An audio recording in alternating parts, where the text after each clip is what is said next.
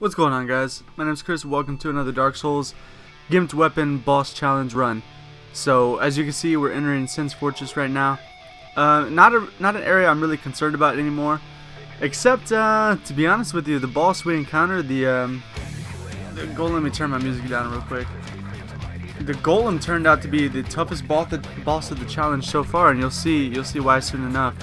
But first things first, I'm going to include random clips here and there of me going through the fortress and getting stuff, and basically I don't want to make it simply just like cut and paste boss videos. I think that would be kind of boring. You guys probably would at least want to see some of the preparations I'm doing and stuff like that to make the videos a little bit longer. So I come up here as I usually do. I thought you guys would find this hilarious because I've never seen this happen, at least not in this area, because the only place I should be able to, I'm just not even going to spoil it. So I go up behind this guy, start doing his thing, and doing my thing, and then he does this.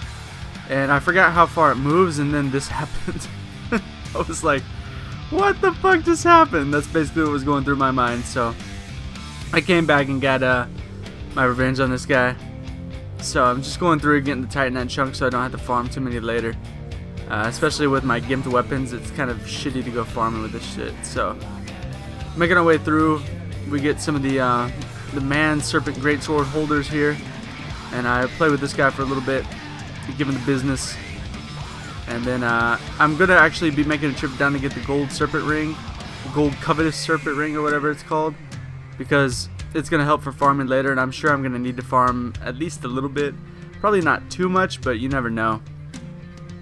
I'm gonna have to get a lot of chunks and stuff like that, so might as well have something that and plus later on I'll be getting a chaos fire weapon, or a chaos weapon anyway, so I'm gonna need humanity in my stock anyway, so I might as well take advantage of the humanity I have by having good item discovery. So I drop down here after the boulders, not a big deal, and then basically right here I'm gonna speed up this clip while we're waiting for the boulders to come down, because there's gotta be like something like 6, I believe, is necessary. So I just sped the clip up. You can see my character pretty soon starts jerking around with his shield and stuff like that, and looks like a rapid fire right there. I think we got one more. Yeah, there we go. So go and pick up this ring and bounce out of there. And the next clip, I believe, where are we? Vegas is skipping up. I wanted to show a fight with this guy too, because I love it when this guy coming up here, I love it when he does something stupid like jumping back into the hole, basically, where he's no longer going to be able to fight me because he took a big fall. I love when they do that. Bunch of idiots.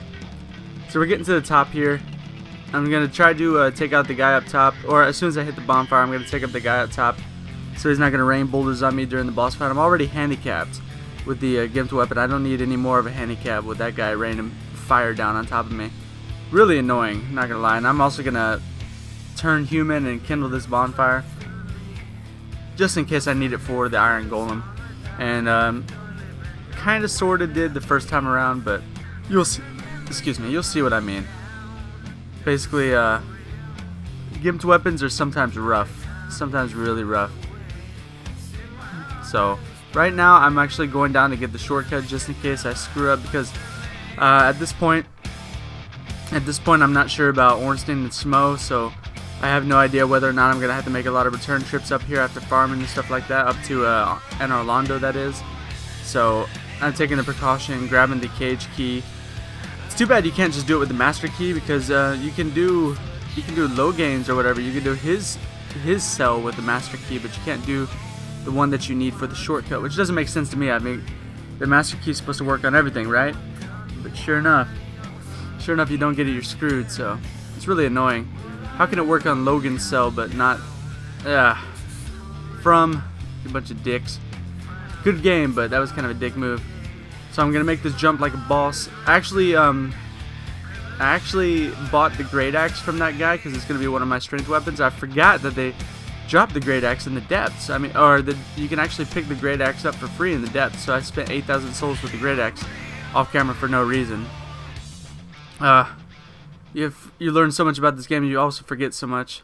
So here we go, the first attempt on the Iron Golem, who traditionally he's a pretty easy boss. Nobody ever has trouble with him. But you're about to see some trouble. So I roll up to this dude just like normal, and I'm thinking fire is going to be my greatest weapon here. So I go to hit him, and oh my god, look at that non-damage. I was startled by the lack of damage that I put out on this guy with this +5. Gimped or not, +5, that's a lot of fire damage coming out by itself, and this guy was not having it.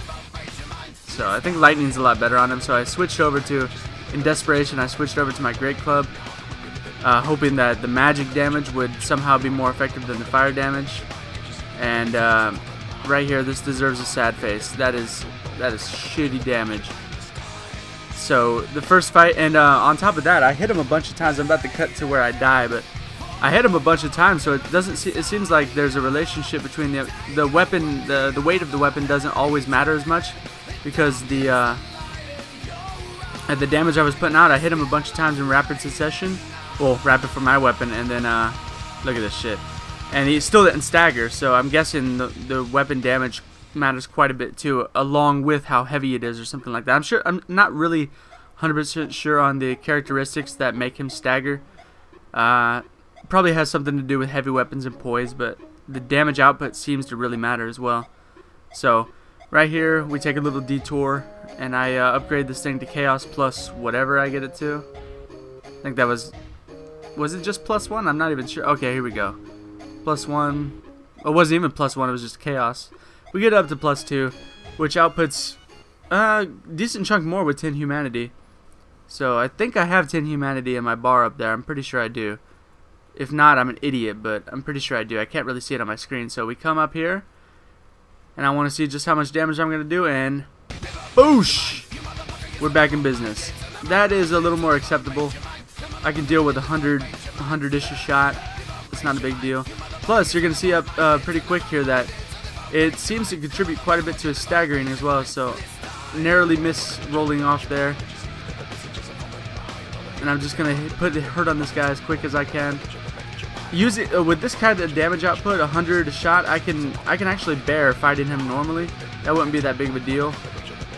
But luckily we're not going to have to deal with that, because right up here, whoosh, he's in trouble. And he's down for the count. There he goes over the side. I love it. Absolutely love it. So I was a happy camper there. The first actual real challenge, I guess, because the damage output was so minuscule. But I'm going to leave it here. We got a cutscene coming up, and then I'm going to end with the little upgrading of the Great Axe to finish it off. Thanks for watching, guys. I hope you enjoyed it, and I'll see you in the next video. Peace.